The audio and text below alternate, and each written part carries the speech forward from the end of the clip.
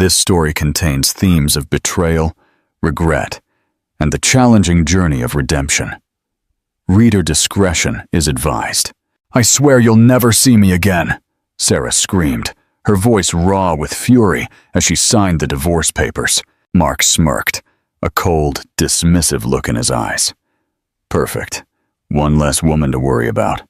3 years later, he walked into the city's most exclusive restaurant, and what he saw froze him to his core, forever changing his world. The sleek black Aston Martin Vantage glided to a silent halt in front of the Obsidian Table, the most exclusive and outrageously expensive restaurant in all of New York City.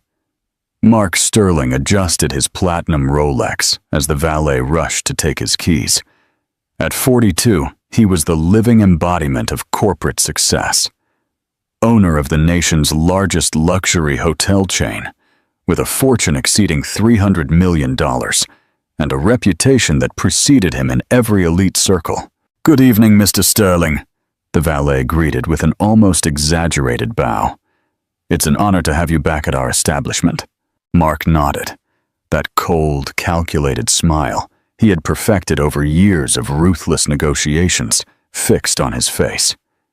His bespoke Tom Ford suit, worth $15,000, fit his athletic physique perfectly, maintained thanks to a personal trainer who cost him more per month than most people's annual salaries. Every step he took resonated with the authority of a man who had never known the meaning of the word no. Tonight was special. He had just closed the most significant deal of his career, the acquisition of a rival chain that would give him a complete monopoly on luxury tourism across 3 countries. It was time to celebrate, and he had invited Chloe Davies, the 28-year-old supermodel he had met at a charity gala the previous week. A beautiful, sophisticated woman, and above all, impressed by his wealth. The interior of the Obsidian Table was a spectacle of opulence. Custom-made crystal chandeliers hung from the ceiling, casting a warm glow on the polished marble floors. The walls were adorned with original art from European masters, and each table was dressed with fresh flowers flown in daily from Holland. The prices were so exclusive that a single dinner could cost more than the monthly salary of 3 average families. "Mr. Sterling," the maitre d' approached with a subservient smile. "Your usual table is ready. Are we expecting anyone else tonight?" "Yes, Ms. Davies will be arriving any moment. Make sure everything is perfect," Mark replied, his voice authoritative, honed by years of commanding hundreds of employees. As he was escorted to his table in the VIP area, Mark felt on top of the world. 3 years had passed since his divorce, 3 years during which he had multiplied his fortune. He had dated the most beautiful women on the continent and achieved everything he had set out to do. Sarah had been just a temporary obstacle on his path to greatness, a lesson learned about not mixing feelings with business. He settled into his Italian leather chair, gazing out the panoramic window at the city lights that practically belonged to him. His empire stretched across the entire coast, from 5-star hotels to private resorts, where the world's powerful came to relax and conduct business. He was respected, feared, and envied in equal measure. "Would you like me to bring the wine list, sir?" a discreet waiter asked. "The bottle of Chateau Lafite Rothschild 2005, he replied, without even looking at the young man. "And make sure it's at the exact temperature." Mark took out his gold-plated phone and checked his messages. Chloe had texted that she would be a few minutes late due to traffic. Perfect. That gave him time to review emails from his international managers and confirm tomorrow's meetings in Paris. As he responded to a message about the construction of his new hotel in Monaco, a figure approached his table with a bottle of wine. Reflexively, he looked up to confirm it was the correct label, and that's when his world came to a complete halt. His gold phone slipped from his hands and fell to the floor with a metallic clatter, that echoed like a gong in the sudden silence that had taken over his mind. Sarah Miller stood before him, holding the wine bottle with hands that trembled almost imperceptibly. She wore the restaurant uniform, an impeccable white blouse, a knee-length black skirt, and an apron that couldn't conceal what he immediately saw and what hit him like a direct punch to the heart. She was pregnant. Very pregnant. The rounded belly was unmistakable beneath the uniform, probably around 7 months. Her face had changed. She had lost that youthful softness he remembered, replaced by lines of fatigue and a pallor that spoke of sleepless nights and constant worries. Her hair, which she used to wear perfectly styled in expensive salons, was now pulled back in a simple, practical ponytail. But what struck him most were her eyes. Those green eyes that had once looked at him with unconditional love now observed him with a mixture of shock, humiliation, and something that seemed like pure panic. "Would you like me to open the bottle, sir?" Sarah asked, her voice attempting to sound professional, but cracking slightly at the edges. Mark remained paralyzed. His mind, which normally processed information at lightning speed to make multi-million-dollar business decisions, had simply disconnected. He couldn't process what he was seeing. Sarah, the woman he had cast out of his life like trash 3 years ago, stood before him, pregnant and serving tables. Memories flooded his mind like an unstoppable avalanche. Sarah at their wedding, radiant in a $50,000 dress, promising him eternal love. Sarah in their penthouse, cooking for him on Sunday mornings, humming softly as she made his coffee exactly how he liked it. Sarah crying that last night, begging him to consider having children, to think about building a family together. "Business is my priority," he had told her coldly. "A child would be a costly and unnecessary distraction. If you can't understand that, perhaps you're not the right woman for me." And now she was there, obviously expecting the child he had refused to have with her, working in a place where a single tip was probably more money than she saw in weeks. "Sir," Sarah repeated, her voice now more strained, aware that other clients and employees were beginning to notice the strange tension at the table. "Would you like me to open the bottle?" Mark tried to speak, but the words caught in his throat. How had Sarah reached this point? After the divorce, he had made sure she received decent financial compensation. He hadn't been generous, but he hadn't left her on the street either. What had happened to that money? Who was the father of the baby she carried? Mark stammered, feeling like a nervous teenager for the first time in decades. Sarah took advantage of his confusion to tilt her head slightly in a gesture that might seem professional to any observer, but he recognized as a silent plea. "Please don't make a scene. Not here, not now." At that moment, Chloe's cheerful voice resonated from the restaurant entrance. "Mark, so sorry I'm late. Traffic was impossible." Chloe approached the table like an apparition from another dimension, in her designer dress that probably cost more than Sarah earned in 6 months, her jewels sparkling under the restaurant lights, and that confidence that only comes from a life free of real financial worries.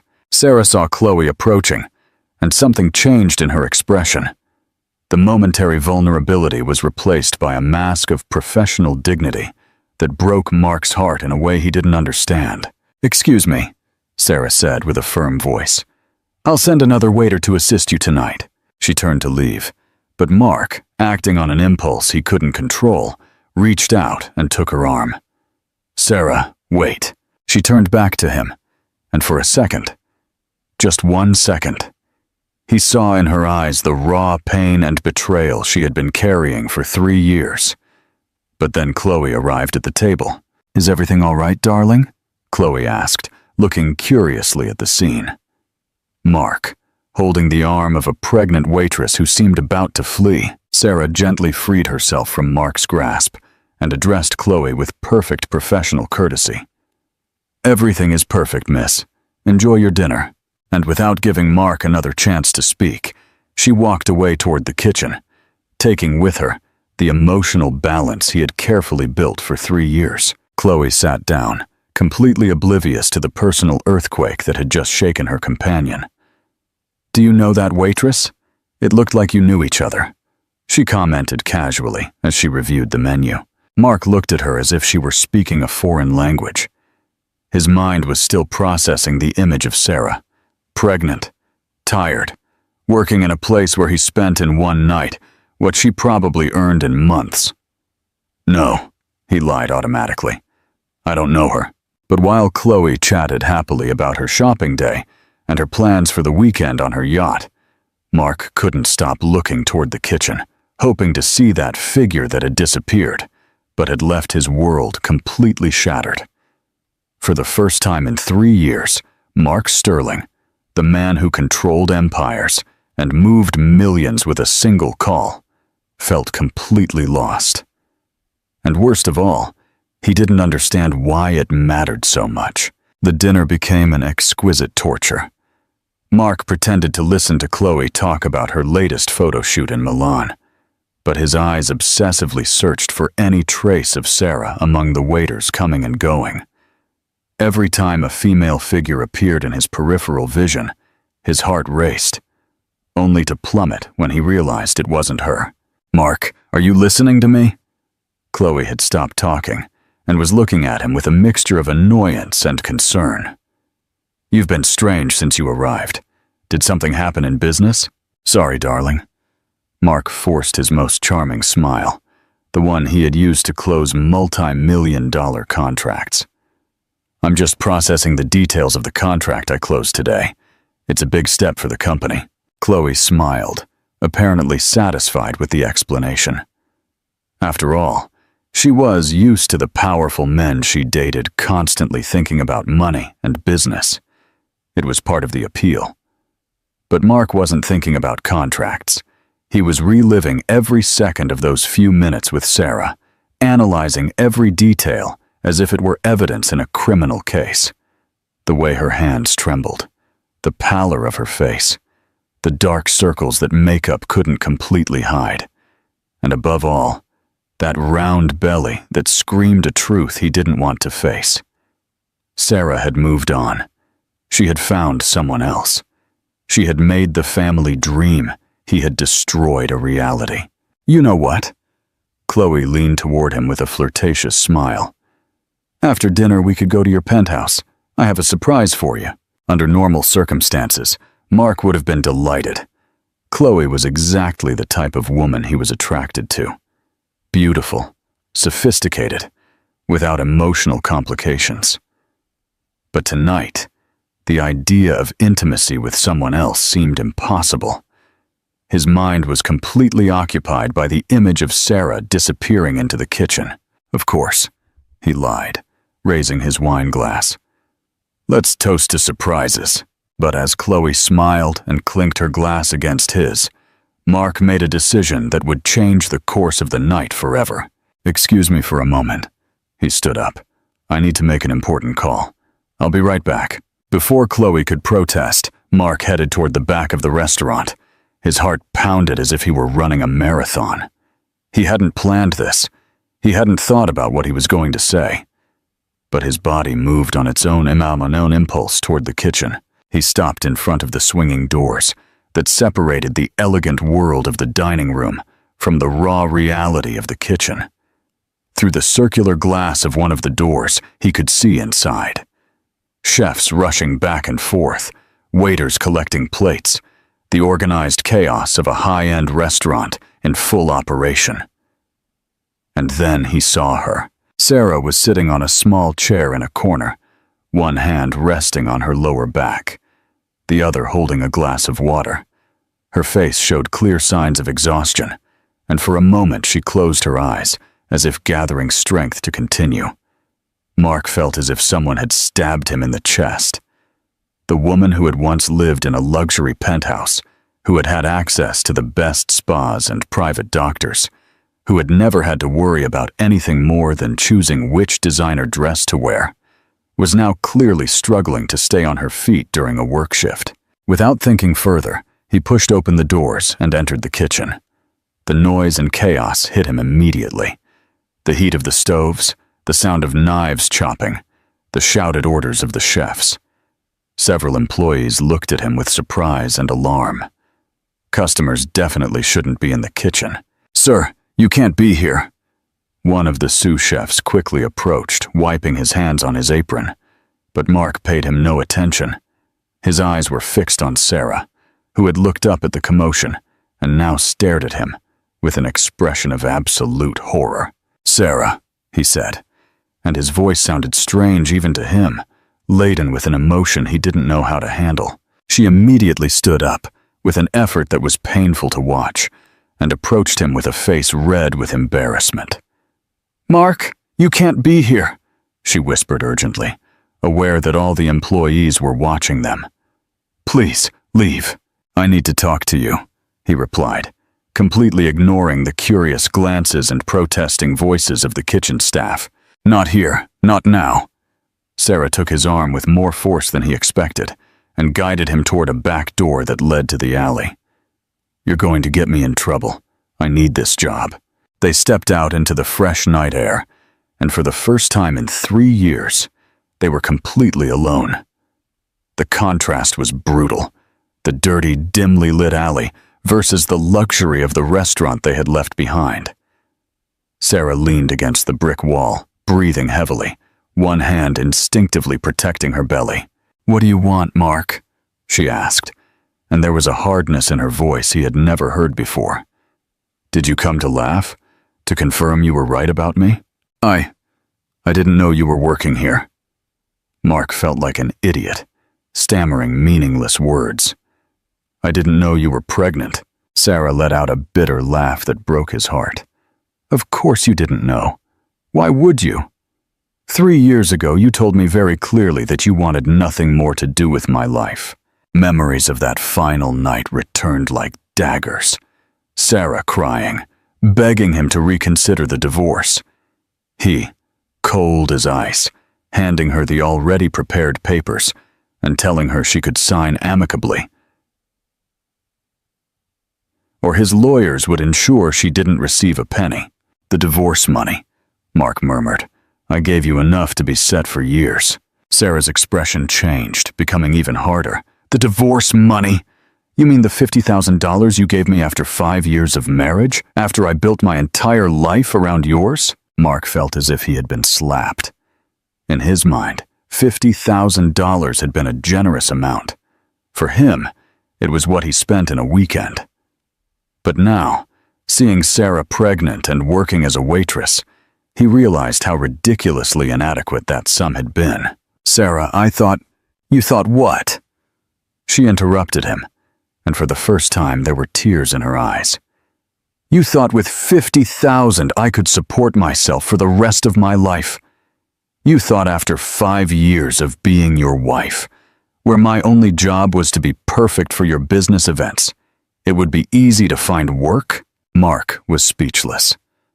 During their marriage, Sarah had left her job as an art teacher to dedicate herself completely to being the perfect wife.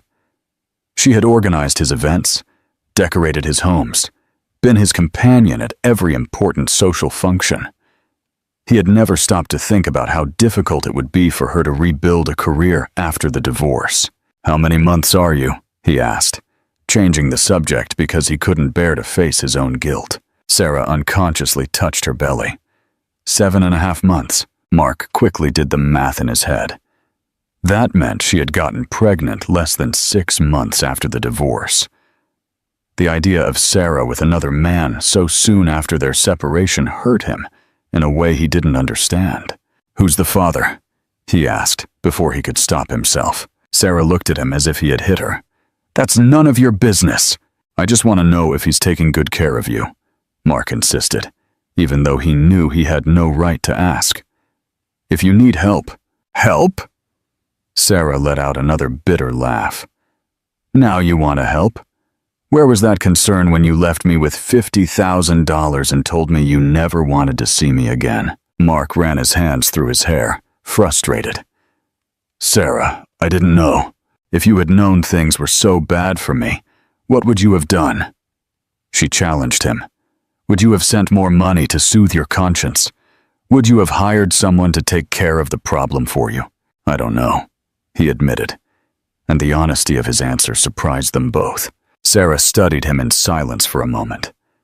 In the dim alley light, Mark could see the lines of exhaustion around her eyes, the way she held her back, the swelling in her feet that protruded from her cheap uniform shoes. Do you know what the saddest thing about all this is? Sarah asked softly. It's not that I'm working as a pregnant waitress. It's not that I live in a one-bedroom apartment that costs half of what you spent on wine every month. The saddest thing is that for 5 years, I truly believed you loved me. Those words hit Mark like a hammer to the chest. Sarah, I did love you. No. She shook her head. You loved the idea of me. You loved having a beautiful wife who looked good on your arm at galas.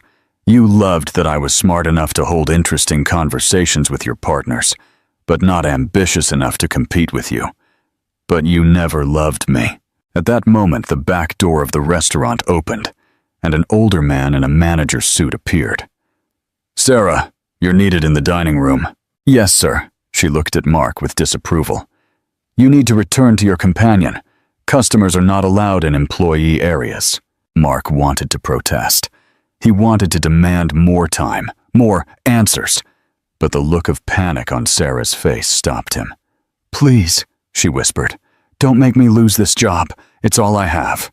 Without another word, Sarah headed back inside, leaving Mark alone in the alley, with more questions than answers, and a pain in his chest he didn't know how to relieve.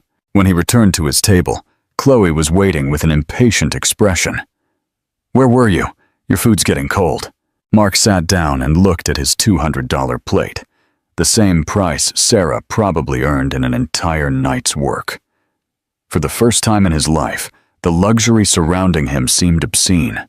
Chloe, he said suddenly, I think we should leave. But as he paid the bill with his unlimited black card, his mind was already formulating a plan. This encounter was far from over. What do you think Mark's plan is? Share your predictions in the comments. Mark didn't sleep that night, nor the next, nor the one after that. From his $20 million penthouse, with panoramic views of the entire city, he stayed awake until dawn, gazing out the windows at the flickering lights below. Somewhere among those lights was Sarah, probably in a small, cheap apartment, struggling to sleep with a 7.5-month belly while worrying about paying the month's bills. The image tormented him.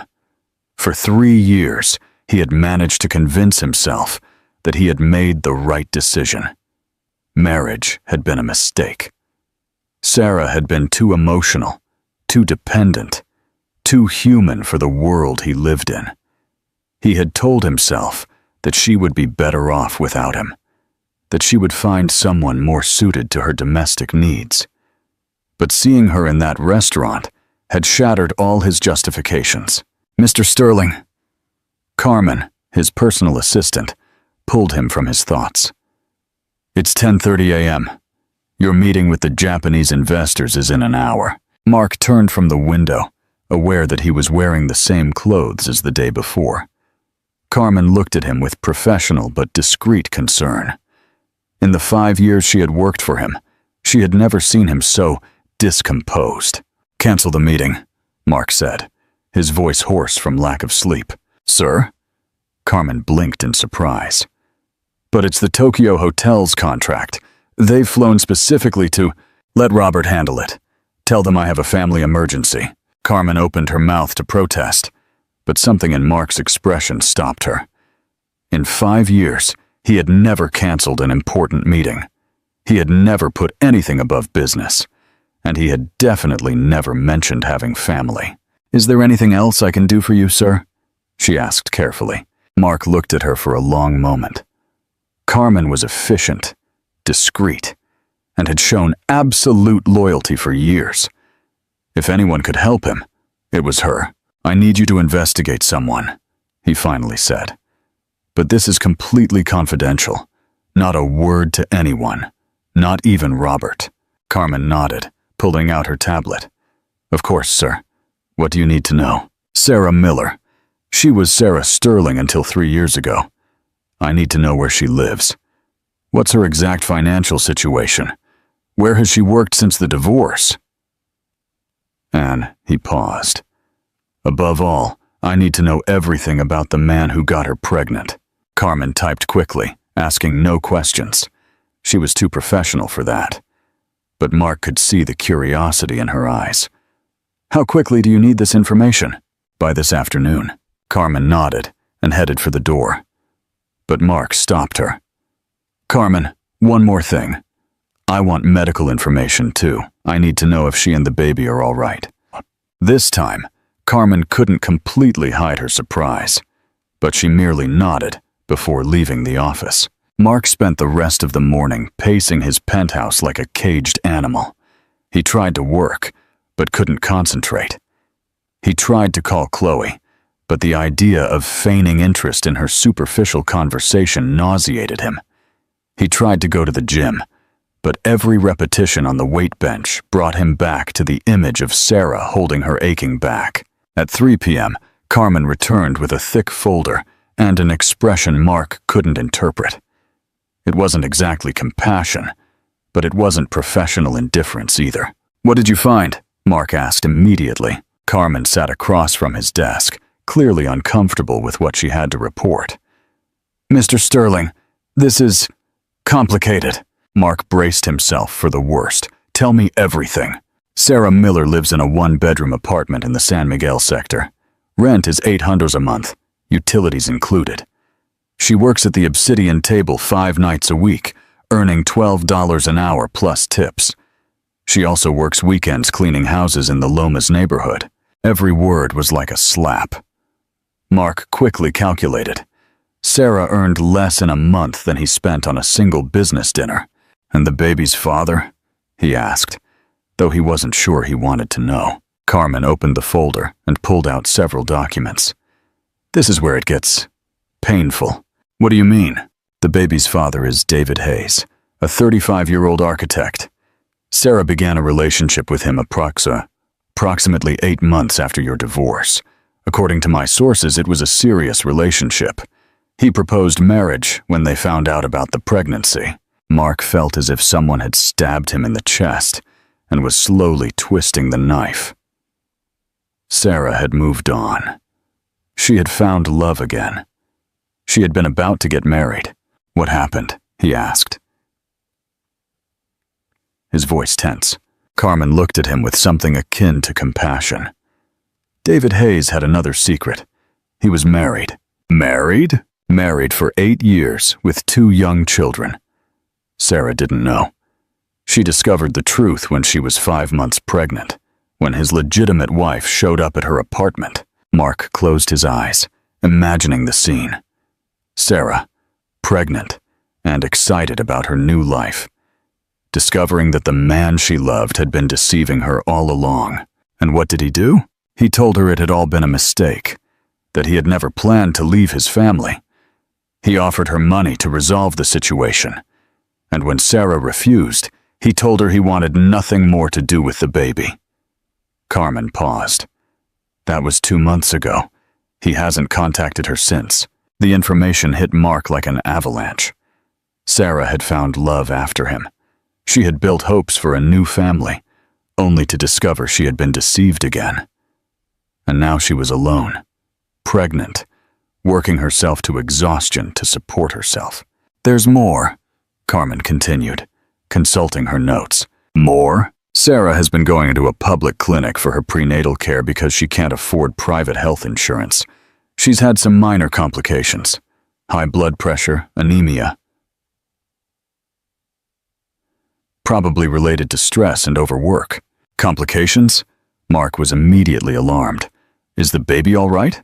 According to medical records, both she and the baby are fine for now, but doctors have recommended reducing her work hours and stress. Obviously, that hasn't been possible given her financial situation. Carmen pulled out more documents.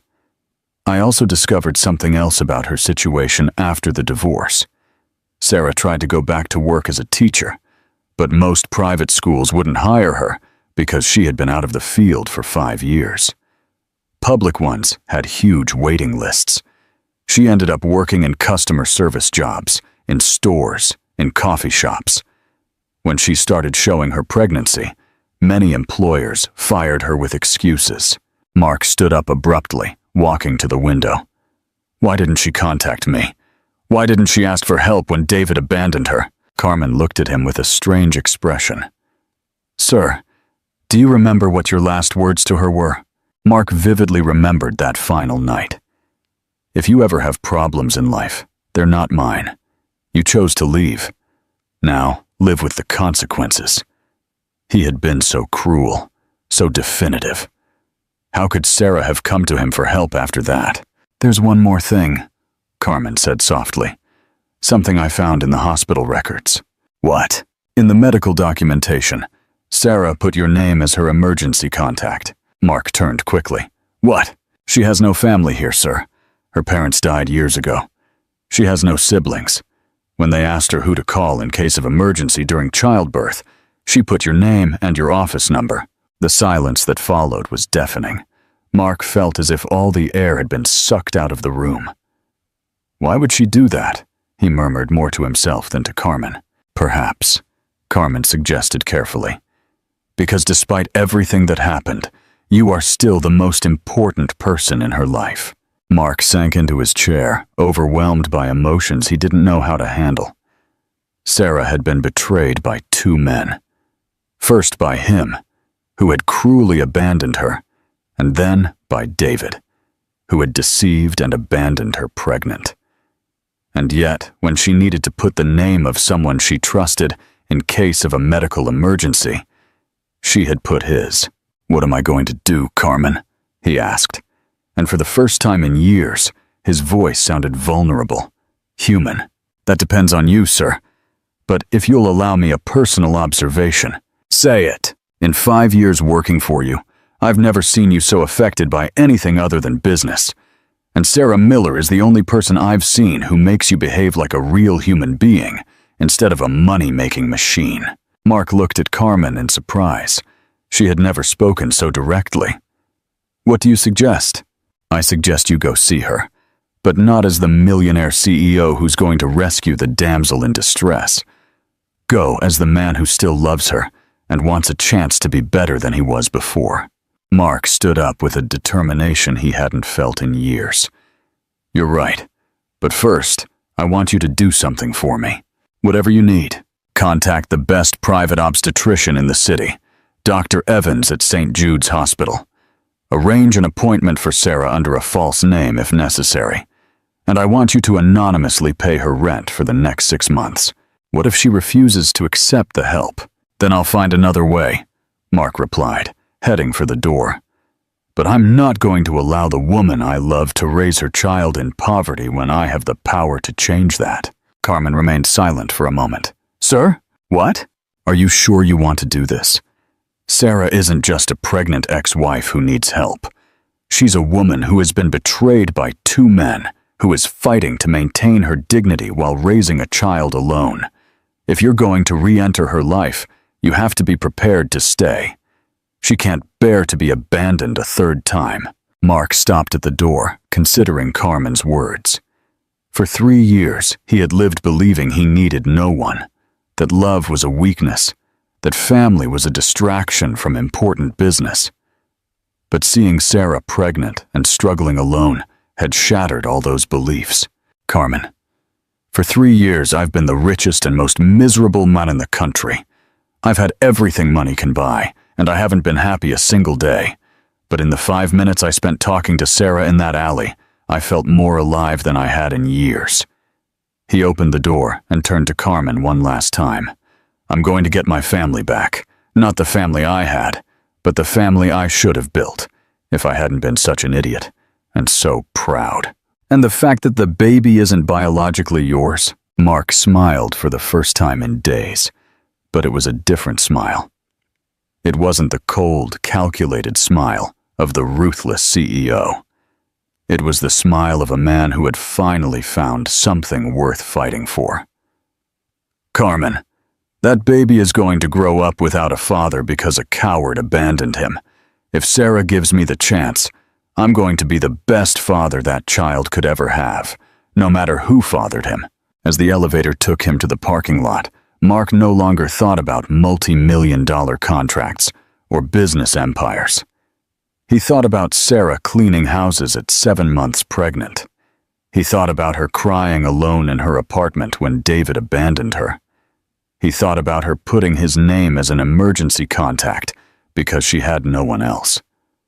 But above all, he thought about the opportunity life was giving him to be the man he should have been from the beginning. The war to win Sarah back had begun. And this time, he wasn't going to lose. What do you think will happen next? Leave your predictions in the comments below. Mark arrived at the Obsidian table at 7:30 p.m., but this time, he didn't arrive in his black Bentley with a chauffeur. He had left the luxury car at home and taken a taxi, aware that appearing with all his ostentation would be exactly the opposite of what he needed to do. Tonight, he wasn't the millionaire CEO visiting an exclusive restaurant. He was a desperate man trying to win back the woman he had lost due to his own stupidity. He stood on the sidewalk for 10 full minutes, watching through the restaurant windows, searching for Sarah among the waiters who moved elegantly between tables. His heart pounded so loudly he could hear it over the traffic noise. He had no plan. He hadn't rehearsed what to say. He just knew he couldn't spend another night knowing what he now knew without doing something about it. When he finally saw her, his legs almost gave out. Sarah was attending a table of businessmen, smiling professionally as she took their order. But Mark could see beyond the professional mask. He could see how she discreetly held her lower back when she thought no one was looking. He could see the fatigue in her eyes. He could see how she had put on extra foundation to hide the dark circles. And he could see her belly, more prominent now that he had seen her in profile, carrying the child of a man who had abandoned her without looking back. "Do you have a reservation, sir?" the maitre d' asked when he finally entered the restaurant. "No, but—" Mark began. Then he stopped. He couldn't use his name. Sarah worked here, and if her colleagues found out that the millionaire CEO Mark Sterling was there for her, it could get her into trouble. "Could you give me a table in the section where that waitress is working?" He pointed discreetly towards Sarah. The maitre d' followed his gaze and frowned slightly. "Sir, Sarah is attending the VIP area tonight. Those tables require a minimum consumption of $500. "Perfect," Mark replied immediately, pulling out his wallet. 10 minutes later, he was sitting at a table for two in Sarah's section, pretending to study the menu while actually studying her every move. The way she moved slower than normal. The way she breathed deeply before lifting heavy trays. The way she smiled at customers with perfect professional courtesy. But the smile disappeared immediately when she thought no one was looking. Sarah hadn't seen him yet. She was busy with a table of 6, who were clearly making her run back and forth with constant requests. Mark watched with growing indignation as one of the men yelled at her for bringing sparkling water instead of still, and how Sarah apologized repeatedly as she rushed to correct the error. When she finally finished with that table and headed toward his, Mark saw the exact moment she recognized him. Her steps slowed, her posture tensed, and an expression of pure panic crossed her face before she could control it. She approached his table with the same professional expression she had used the night before, but Mark could see her hands trembling slightly as she held her notepad. "Good evening," she said with a carefully controlled voice. "May I offer you something to drink, Sarah?" Mark said softly. "We need to talk." "I'm working," she replied quickly, her eyes nervously darting toward her co-workers. "If you'd like to place an order—" "I've been investigating," Mark interrupted, and saw her eyes widen in shock. "I know about David. I know what he did to you." Sarah's face went completely pale. Her notepad slipped from her hands and fell to the floor with a clatter that made several people turn to look. "You can't be here talking about that," Sarah whispered desperately, bending down to pick up the notepad. "Please, Mark, they'll fire me." "Then come with me." Mark stood up. "Let's go somewhere we can talk privately." "I can't leave my shift," Sarah protested. But her voice was breaking. "I need this job. I need every penny that—" "For what?" Mark asked directly. "To pay the rent on a horrible apartment? To buy cheap food that doesn't give you the nutrition you need? To go to a public clinic where they treat you like cattle?" Sarah looked at him as if he had slapped her. "How dare you? How dare you investigate my private life? Who gave you the right to—" "The right is given to me by the fact that I love you," Mark exploded, and his voice was loud enough that several tables turned to look. The silence that followed was deafening. Sarah stood paralyzed, looking at him with an expression of total shock. Mark realized he had said the words he had been denying even to himself for 3 years. "Ms. Miller!" The restaurant manager's voice cut the tension like a knife. "Is there a problem here?" Sarah turned to the manager, clearly panicking. "No, Mr. Thompson, everything is fine. The gentleman was leaving," Mark said firmly, taking out a $100 bill and placing it on the table. "But first, I'd like to speak with you about Sarah." "With me?" Mr. Thompson looked confused. "Yes. Do you know that Sarah is 7.5 months pregnant?" "Of course the manager replied defensively. "But as long as she can do her job? And do you know that doctors have recommended she reduce her work hours due to stress-related complications?" Mr. Thompson looked at Sarah in surprise. "Is that true?" Sarah opened her mouth to answer, but Mark continued. "And do you know that she's working 2 jobs because the salary you pay her here isn't even enough to cover her basic expenses?" "Sir," the manager now looked uncomfortable. "I don't know who you are, but our employees' labor matters are—" "I'm Mark Sterling," Mark said, and he saw the manager stiffen as he recognized the name. "And Sarah is my ex-wife." If there had been silence before, now there was a complete void. Mark could see other employees and customers trying to discreetly listen to the conversation. He could see the absolute mortification on Sarah's face. "Your ex-wife?" Mr. Thompson repeated, clearly trying to process this information. "My ex-wife, who is now pregnant and working herself to exhaustion because I was an idiot who left her with nothing when we divorced," Mark continued, no longer caring who was listening, "and who deserves much more respect and consideration than she's getting here." Sarah finally found her voice. "Mark, stop. Please, just stop." But there were tears running down her cheeks, and they weren't tears of shame. They were tears of something much more complex. Relief, confusion, fear, and maybe, just maybe, a little of the old hope that had been buried for 3 years. "Mr. Sterling," the manager was clearly nervous now, probably calculating how much money someone like Mark spent at the restaurant. "If there's anything we can do to better accommodate Sarah—" "What you can do," Mark said firmly, "is give her the rest of the night off. I'll pay for any lost tips." "That's not necessary," Sarah protested weakly. "Yes, it is." Mark looked her directly in the eyes. "Because we're going to dinner, somewhere you can sit comfortably, order what you really want to eat, and talk without worrying about impressing customers." "I can't," Sarah whispered. "I can't do this again, Mark." "Do what again?" "Trust you," she replied, and the words came out as a sob. "I can't trust that you won't disappear again when you get tired of playing savior." Mark felt as if each word was a direct stab to the heart, but he knew he deserved them all.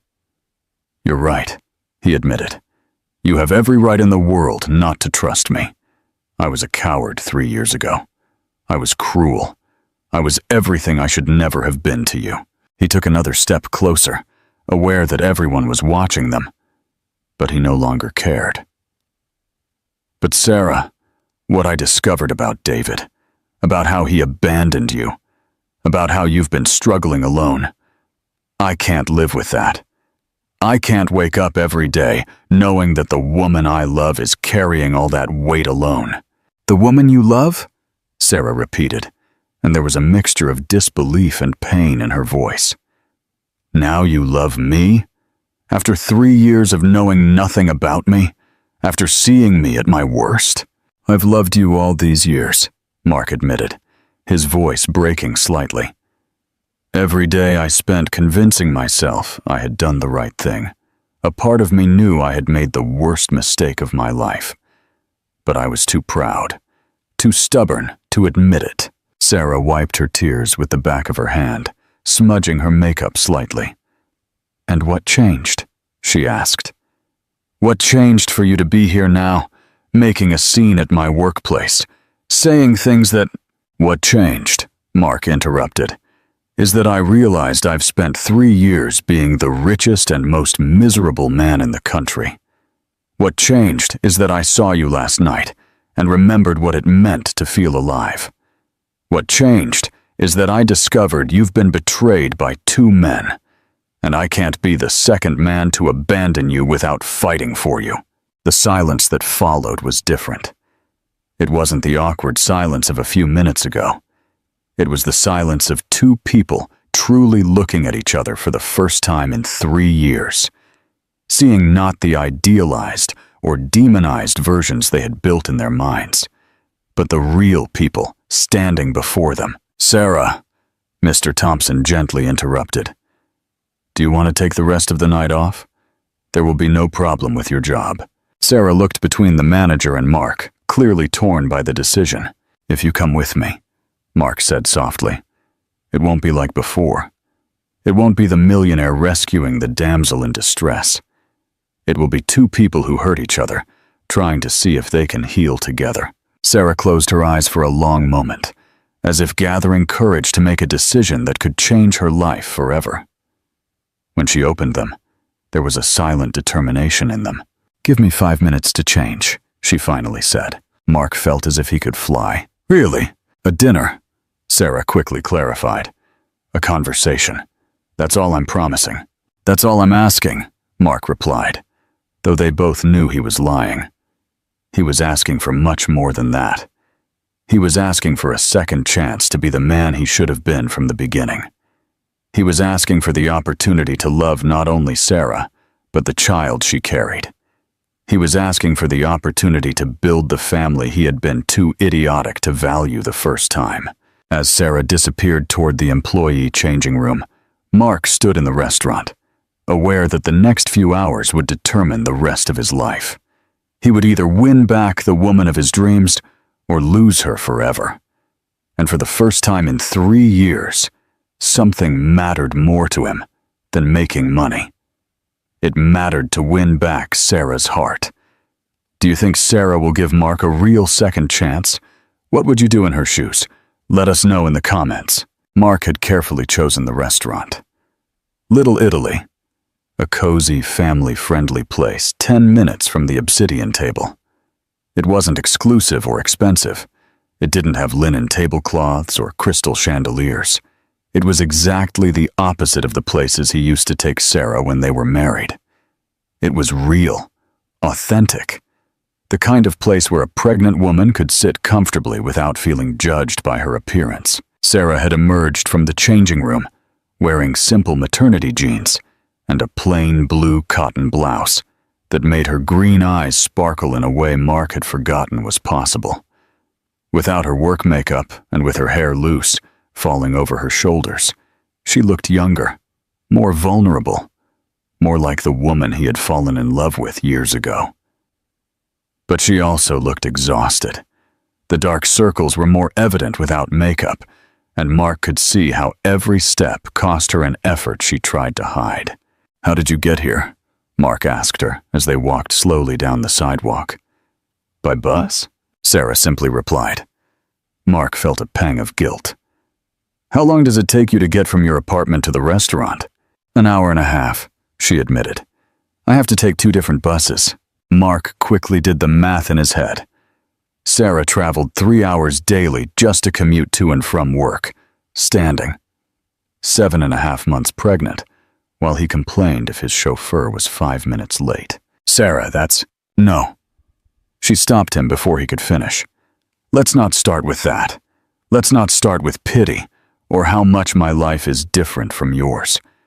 If we're going to do this, if we're going to have this conversation, it has to be between equals." Mark nodded, though he didn't fully understand how they could be equals when the difference in their circumstances was so abysmal.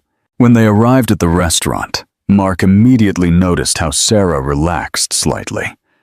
The atmosphere was warm and inviting, with soft music in the background and the aroma of homemade Italian food filling the air. The hostess, an older woman with a genuine smile, led them to a table in a quiet corner. "Something to drink to start?" The waitress, a young woman who couldn't have been more than 20, asked. "Water with lemon, please," Sarah replied. "And for you, sir?" Mark was about to order his usual wine, a $200 bottle of Cabernet, when he stopped himself. "Water with lemon, too." Sarah looked at him in surprise, but said nothing. When they were alone again, they sat in silence for several minutes, both studying the menus as if they were complex legal documents. Finally, Sarah was the first to speak. "Why now, Mark?" she asked without looking up from the menu. "Why, after 3 years of absolute silence, do you appear in my life just when I'm at my most vulnerable?" Mark placed his menu on the table. "Because I'm a coward." Sarah looked up, surprised by the brutal honesty of his answer. "For 3 years," Mark continued, "I've had your phone number memorized.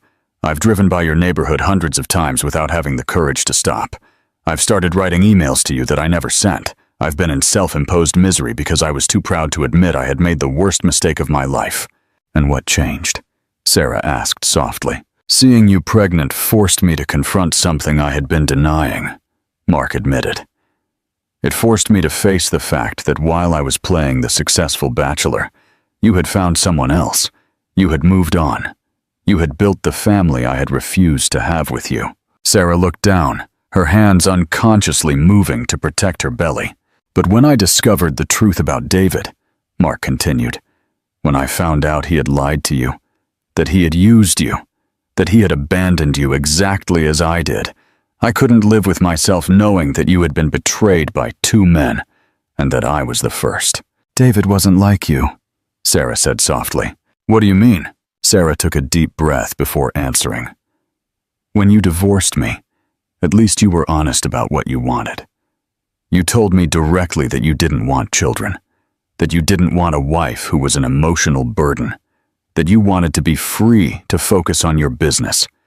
It was cruel, but it was honest." Mark felt every word like a slap, but he let her continue. "David made me believe he loved me. He made me believe he wanted to build a family with me. He made me believe that this time I had found someone who truly saw me as a partner, not as an accessory." Tears began to form in her eyes. "Do you know what it's like to discover that everything you've hoped for, everything you've put your faith in, is a lie?" Sarah asked. "Do you know what it's like to be 5 months pregnant, excited to show your fiancé the baby's ultrasound, only for his wife to show up at your door?" Mark closed his eyes, imagining the scene. "Sarah, I'm so sorry." "I don't want your pity," she replied quickly. "That's not why I'm here." "Then why are you here?" Sarah looked him directly in the eyes for the first time that night. "Because when they asked me who to put as an emergency contact at the hospital, the only name I could think of was yours." The silence that followed was charged with meaning. Mark could feel his heart pounding so hard, he was sure Sarah could hear it. "Why?" he whispered. "Because despite everything that happened between us, despite how our marriage ended, I never doubted that if I really needed you, if I was truly in danger, you would come for me." Mark felt as if someone had wrapped his heart with a giant hand and squeezed it. "I would always come for you," he admitted. "Always." At that moment, the waitress returned. "Have you decided what you're going to order?" Sarah ordered simple tomato pasta and a small salad. Mark ordered the same, although he would normally have ordered the most expensive dish on the menu. When they were alone again, Sarah continued. "Do you know what the real difference between you two was?" "What?" You broke my heart because you were honest about who you were. You told me from the beginning that business was your priority, that you didn't want emotional complications. I was the idiot who thought I could change you. Mark opened his mouth to protest, but Sarah continued. David broke my heart because he lied about who he was. He made me believe he was the man I needed, when in reality, he was a liar who already had a family. Sarah, but the most important difference, she interrupted him, is that with you, even in our worst moments, I never felt you were a bad man. I felt you were a man who was afraid to love. With David, when I discovered the truth, I realized he was simply a bad man. Mark leaned forward. And what am I now? Sarah studied him for a long moment. I don't know. That's the truth. I don't know if you're the same scared man from 3 years ago or if you've really changed. What would I have to do to prove to you that I've changed? I don't know, Sarah admitted. But I do know what you can't do. What? You can't show up in my life as the millionaire savior who's going to rescue me from my poverty. You can't use your money to buy me back, and you can't promise me things you're not sure you can deliver. Mark nodded. What can I do then? Sarah placed her hands on her belly, looking down for a moment before looking back at him. You can tell me the truth about why you're really here, not the romantic version about lost love. The real truth. Mark took a deep breath. This was his chance to be completely honest, or lose her forever. The truth, he began slowly, is that for 3 years I've been empty. I've made more money, expanded my empire, dated beautiful women, and felt nothing real, nothing genuine. Sarah listened in silence. The truth is that seeing you pregnant made me realize that while I was playing the successful bachelor, you had moved on and found what I had been too cowardly to seek with you. And that bothered you. It shattered me, Mark admitted. It shattered me because it made me realize that I had lost not only a wife, but the opportunity to be a father, to have a real family, to have something in my life that mattered more than the numbers in a bank account. Mark paused as their food arrived, but neither of them started eating immediately. And now what do you want? Sarah asked. I want the opportunity to be the man I should have been with you. I want the opportunity to love not only you, but the baby you're carrying. I want the opportunity to be the father that child deserves, even if I'm not his biological father. Sarah blinked in surprise. You know he's not yours. Yes, Mark replied without hesitation. And I don't care. A child is going to grow up without a father because a coward abandoned him. If you give me the chance, I'm going to be the best father that child could ever have. Tears began to stream down Sarah's cheeks. Why would you do that? Because I love you, Mark replied simply. Because I've wasted 3 years pretending I didn't love you, and I don't want to waste another day. And because that baby is going to be part of you, which automatically makes him the most important thing in the world to me. Sarah wiped her tears with a napkin. Mark, this isn't a romantic movie. This is real life. Being a father to a baby that's not biologically yours, especially when the mother has been betrayed by 2 men, isn't just a romantic decision you make in a restaurant. I know, Mark replied. That's why I'm not asking for an answer tonight. I'm asking for the opportunity to prove to you that I'm serious. How? Mark took a deep breath. Let me help you with the pregnancy, not as the millionaire who rescues you, but as the man who loves you and wants to make sure you and the baby are all right. Let me take you to your doctor's appointments. Let me be there when the baby is born. Let me prove to you day after day that I'm not going to disappear. Sarah looked at him for a long moment. What if you find out it's harder than you thought? What if the baby cries all night? What if I have postpartum depression? What if the reality of having a family isn't as romantic as it seems now? Then we'll face it together, Mark replied without hesitation. As it should have been from the beginning. Sarah finally took a bite of her pasta, chewing slowly as she processed everything she had heard. I have one condition, she finally said. Whatever it is, if we do this, if I give you this chance, It can't be gradual. You can't start by being the weekend boyfriend who shows up when it's convenient. If you want to be part of our lives, you have to be completely committed from the beginning. Mark nodded immediately. What does that mean exactly? It means that when the baby is born, you're going to be there. When he has colic at 3 a.m., you're going to be there. When he needs diaper changes, you're going to be there. When I'm exhausted and hormonal and completely impossible to bear, you're going to be there. I'll be there, Mark promised. And your businesses? I can run my company from anywhere. Technology allows me to have virtual meetings, sign contracts electronically, and I have capable employees who can handle daily operations. Sarah smiled for the first time all night, though it was a small, cautious smile. Mark Sterling, the obsessive workaholic, is willing to work from home to change diapers. Mark Sterling, the man who lost the most important woman in his life for being an obsessive idiot with work, is willing to do whatever it takes not to lose this second chance, he corrected. Sarah put her fork on the table and looked at him directly. One chance, she finally said. I'm going to give you one chance. But Mark, if you hurt me again, if you disappear when things get tough, if you decide this isn't what you really wanted, there won't be a third chance. Mark felt as if he had won the lottery and climbed Everest at the same time. There will be no need for a third chance, he promised.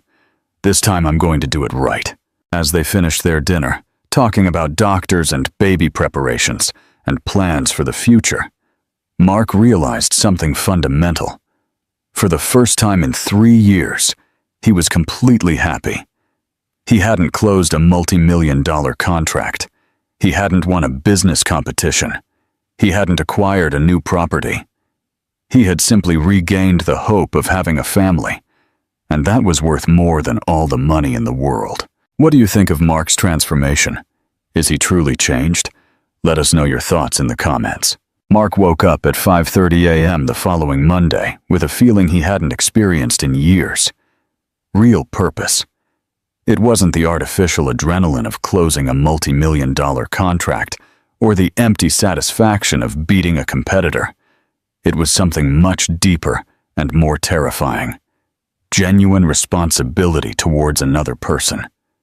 Sarah had a doctor's appointment at 9 a.m. at the public clinic, and he had insisted on taking her. Over the past 3 days, since their revealing dinner, they had talked on the phone every night.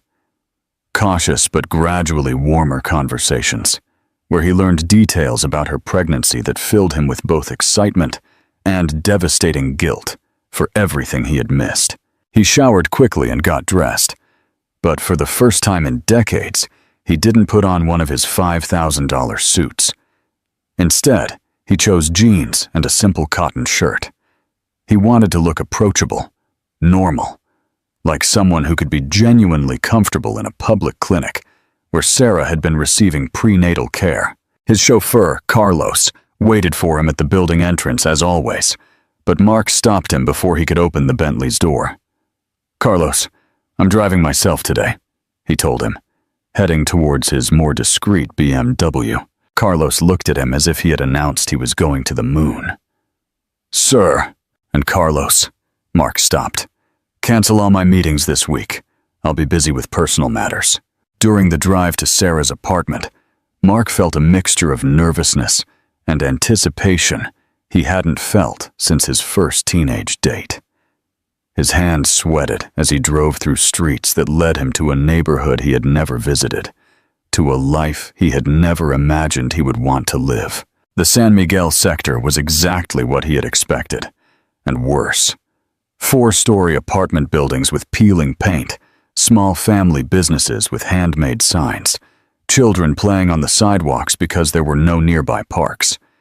It was the kind of place he had escaped in his youth and sworn never to return to.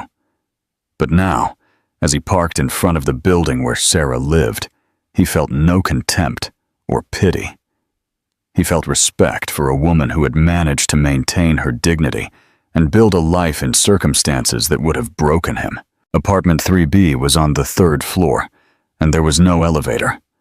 Mark climbed the concrete stairs, noticing the cracks in the walls and the smell of dampness that permeated the building. When he knocked on the door, Sarah opened almost immediately, as if she had been waiting by the entrance. "You're early?" she said, but there was a small smile on her face that made Mark's heart race. "I wanted to make sure we got there on time," he replied, and then he caught his breath. Sarah wore a simple navy blue maternity dress that probably cost less than $30, but she looked more beautiful than he remembered ever seeing her. Her belly was more prominent than it had appeared under the restaurant uniform, and there was a glow to her skin that he had heard about the pregnancy glow, but had never actually seen. "Are you ready?" he asked her. "Almost." Sarah disappeared into the apartment for a moment, returning with a manila folder that clearly contained all her medical documents. "Are you sure you want to do this? The public clinic isn't exactly St. Jude's Hospital." "Sarah." Mark gently took her hand. "I want to be at every doctor's appointment, every ultrasound, every important moment of this pregnancy. I don't care if it's at the most basic clinic in the world." As they went down the stairs, Mark noticed how Sarah held onto the handrail and paused briefly at each landing. His immediate instinct was to offer help, but something in her expression told him she needed to maintain her independence. "How are you feeling this morning?" he asked instead. "Fine," Sarah replied automatically. Then she corrected herself. "Well, not exactly fine. The baby's been very active at night. I think he's going to be a soccer player." Mark smiled. "Can I feel him move?" Sarah stopped on the second floor, looking at him in surprise. "You really want to? If you don't mind." Sarah took his hand and placed it on her belly. At first, Mark felt nothing but the warmth of her skin through the fabric of her dress. But then, as if the baby had been waiting for the introduction, he felt a definite movement against his palm. "Oh my God," he whispered, and there were tears in his eyes he hadn't expected. "It's real. It's really real." "Of course it's real." Sarah laughed softly. "What did you think?" I don't know," Mark admitted, keeping his hand on her belly as he felt another movement.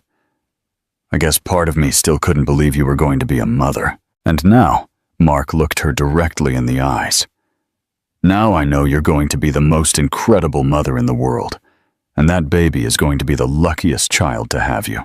The moment was interrupted by a door opening on the second floor. An older woman poked her head out, saw Sarah with an unknown man, and smiled. "Good morning, mija," she said to Sarah in Spanish. "How's the baby today?" "Very active, Mrs. Garcia," Sarah replied warmly. "Mark, this is my neighbor, Mrs. Garcia." "Mrs. Garcia, this is Mark." Mrs. Garcia studied Mark with the evaluating gaze of an older woman who had seen enough life to judge a person's character in seconds.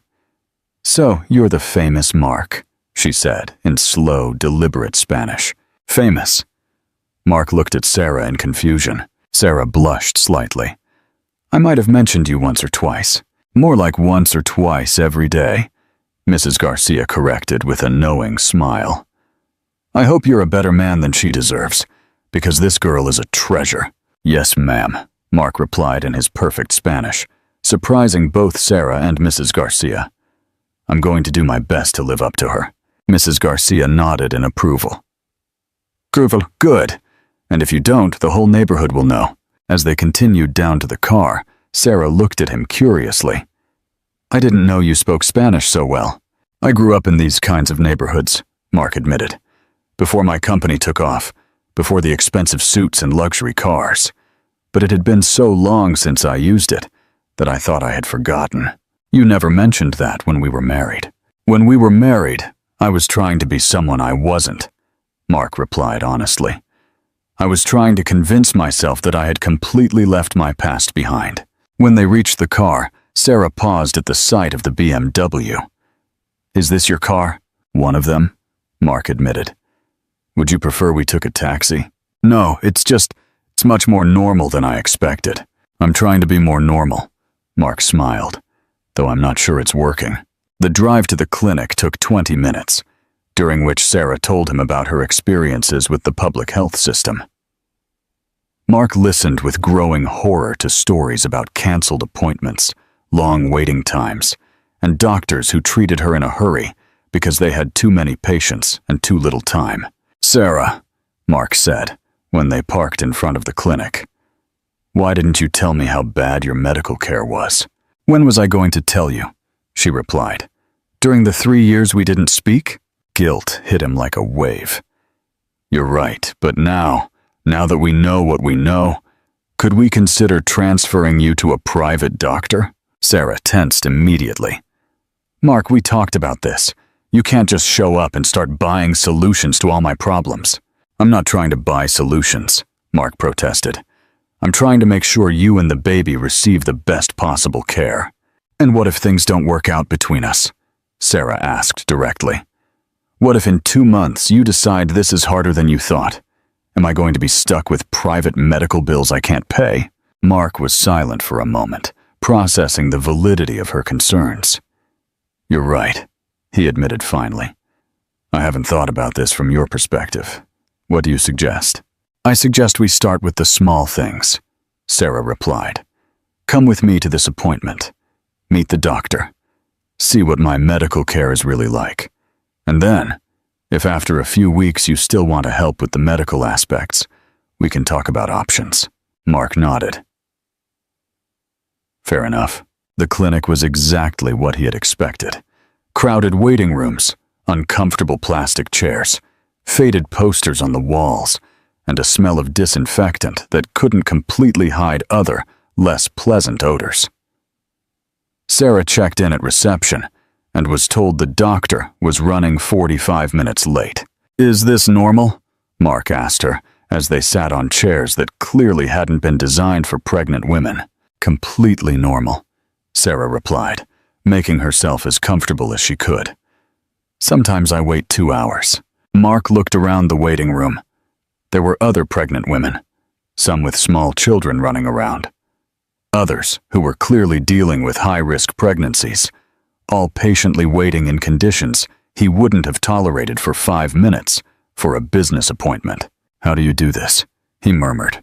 "Do what? Maintain your patience, your dignity, your hope in a place like this?" Sarah looked at him with an expression he couldn't fully interpret. "Mark, most women in the world receive their prenatal care in places like this, or in much worse places. I'm not special for having to do it." "Tamai, you are special," he replied without thinking. Sarah was silent, but he could see a small smile playing at the corners of her mouth. When her name was finally called, Sarah stood up with the visible effort required at 7.5 months pregnant. "Can I come in with you?" Mark asked. "Are you sure? It can be intense, Tense. More sure than ever. Dr. Ramirez's office was small but clean, with an examination table that had seen better days, and medical equipment that was functional, but clearly not state-of-the-art. The doctor himself was a man in his 50s, with a warm smile and hands that trembled slightly, probably from too much caffeine and too little sleep. "Sarah, how are you feeling?" the doctor asked as he reviewed her file. "And who is your companion?" "This is Mark," Sarah replied. "He's going to be involved in the pregnancy." Dr. Ramirez looked at Mark curiously. "The father?" Sarah and Mark exchanged a quick glance. "It's complicated," Sarah finally replied. "Modern families are often complicated." Dr. Ramirez smiled. "The important thing is that the baby has people who love him." For the next 30 minutes, Mark watched fascinated as the doctor examined Sarah, listened to the baby's heartbeat, and took measurements that he wrote down in a file that seemed too thin to contain all the important medical information of a pregnancy. But what impressed him most was how Dr. Ramirez treated Sarah. Despite the chaotic environment of the clinic, despite being obviously rushed, he gave her his full attention, answered all her questions patiently, and treated her with the same respect he would have shown a private patient. "Everything looks good," the doctor finally announced. "The baby is growing normally, Your blood pressure is better than last time, and, according to my calculations, you have approximately 8 more weeks. 8 weeks? Mark repeated, and there was panic in his voice. First baby? Dr. Ramirez asked him with a knowing smile. In a sense, Mark admitted. Don't worry. 8 weeks is enough time to prepare, especially if Sarah has a good support system. As they left the clinic, Mark was unusually silent. Sarah noticed it as they headed for the car. Are you all right? She asked him. 8 weeks, Mark murmured. In 8 weeks, you're going to be a mother. Yes, Sarah replied simply. And if everything goes well between us, in 8 weeks, I'm going to be a father. Sarah stopped by the car, studying his expression. Are you panicking? Mark considered the question honestly. I should be panicking. A week ago, my biggest concern was whether I was going to close the Tokyo contract. Now I'm thinking about diapers and bottles, and how to properly hold a baby. And how do you feel about it? Mark looked her directly in the eyes. I feel more scared and more excited than I've ever felt in my entire life. Sarah smiled, the first completely genuine smile he had seen since they had reconnected. Good, she said, because being a parent shouldn't be easy. If it were easy, anyone could do it well. As they drove back to Sarah's apartment, Mark realized something fundamental. For the first time in his adult life, he was facing something he couldn't buy, manipulate, or control with his wealth and power. He was going to have to earn his place in this family day by day, decision by decision, moment by moment. And the idea, instead of terrifying him, filled him with a determination he had never felt before. This time, he was going to do it right, because Sarah and that baby deserved nothing less than his best. And he was determined to give it to them. What do you think of Mark's commitment? Do you believe he's truly ready for fatherhood? Share your thoughts. Mark woke up at 3:47 a.m., not to an alarm, but to the sound he had learned to recognize immediately. Sarah's short, sharp breaths in the bed beside him. In the last 3 weeks, since he had officially moved into her apartment, after discreetly renovating it to be more comfortable, he had developed an internal radar to detect any sign that labor might be starting. Are you okay? He murmured, softly turning on the night lamp. Sarah was sitting on the edge of the bed, one hand on her lower back, the other on her massive belly. At 39 weeks, she looked like she had swallowed a basketball, but to Mark, she had never been more beautiful. I think it's time, she whispered, and there was a mixture of excitement and pure terror in her voice. Mark sat up immediately, fully awake. Over the past few weeks, he had practiced this moment in his mind hundreds of times. He had read all the books about childbirth. He had taken prenatal classes with Sarah. He had packed and repacked the hospital bag 3 times. How long have you been feeling contractions? He asked, his voice calm even though his heart was racing like a Ferrari engine. Since midnight, Sarah admitted. I didn't want to wake you until I was sure. Sarah. Mark stood up and knelt in front of her, taking her hands. You promised me you'd wake me immediately when it started. We're in this together, remember? The last 2 months had been the most radical transformation of Mark's life. He had cut his work hours in half. He had learned to cook healthy meals for pregnant women. He had painted the baby's room with his own hands. And he had read more books on parenting than on business strategies. But more importantly, he had learned to be present. Truly present. Another contraction. Sarah gasped, squeezing his hands with a surprising force. Mark looked at his watch, timing the duration as they had practiced. 45 seconds. How long between this one and the last? About 5 minutes. Sarah breathed deeply as the contraction passed. It's time to go to the hospital, Mark declared. But Sarah stopped him when he stood up to get the keys. Mark, there's something I need to tell you before the baby is born. What is it? He sat back down in front of her, worried by the seriousness in her voice. During these 2 months, you've been the man I always dreamed you could be. You've been patient when I was hormonal and impossible. You've been there for every doctor's appointment, every midnight craving, every moment of panic. You've read more books about babies than I have. Tears began to roll down her cheeks. But I need you to know that what you did for me, what you sacrificed to be here, is more than I ever expected from anyone. Mark felt as if his heart would explode. Sarah, I didn't sacrifice anything. I gained everything. Another contraction, she whispered. And this time, Mark could see it was more intense. As he helped her breathe through the contraction, Mark realized something that filled him with such intense emotion he could barely breathe. In a few hours, he was going to meet his son. Because that's what the baby had come to mean to him.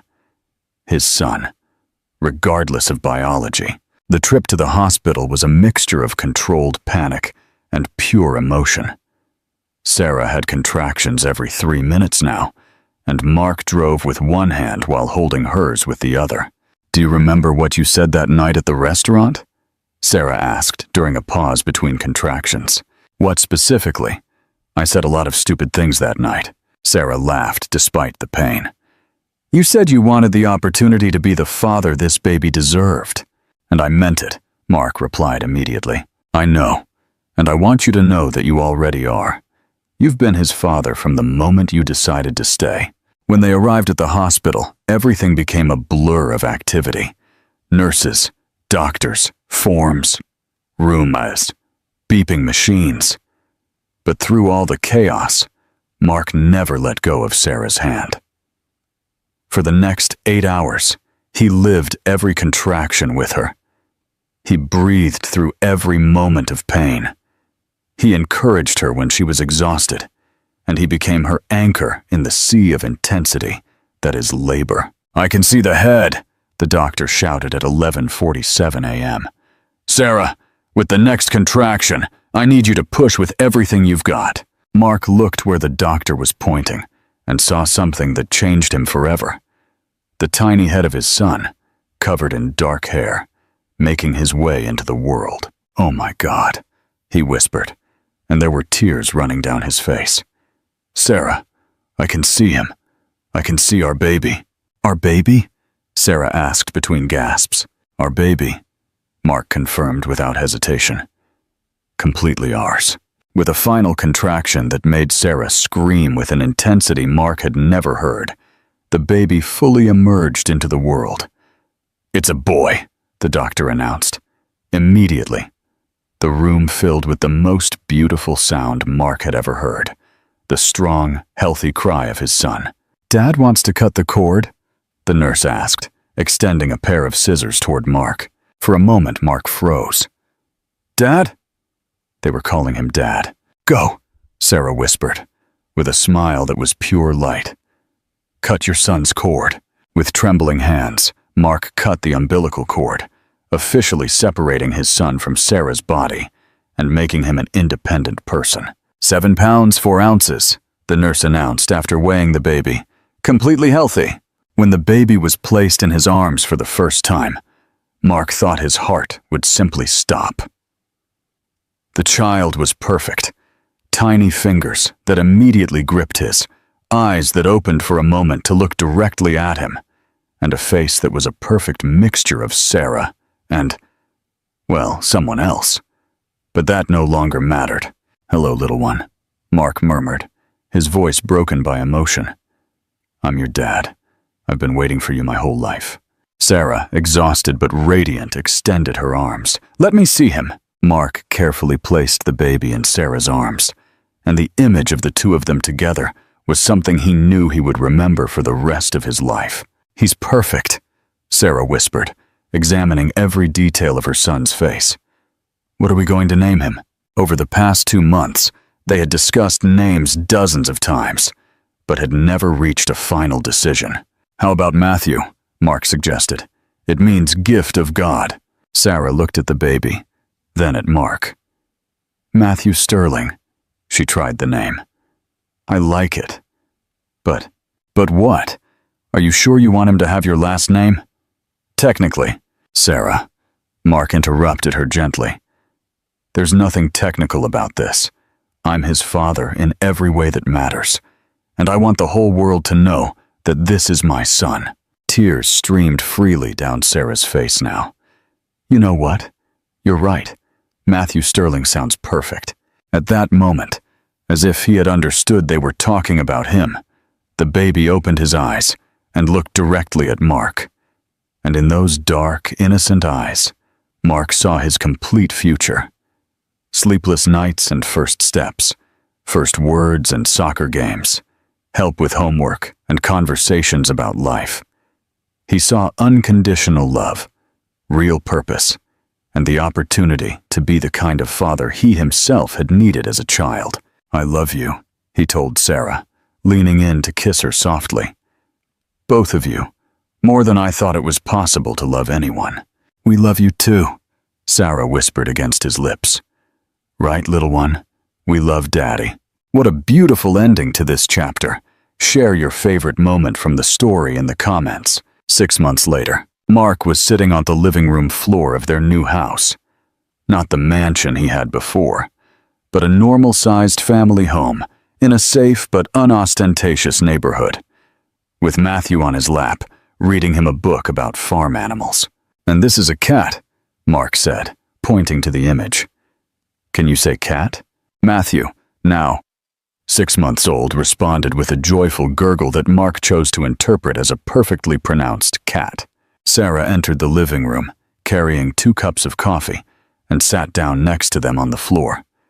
She had returned to work part-time as an art teacher at a private school, a job Mark had helped her get, but which she had earned entirely on her own merit.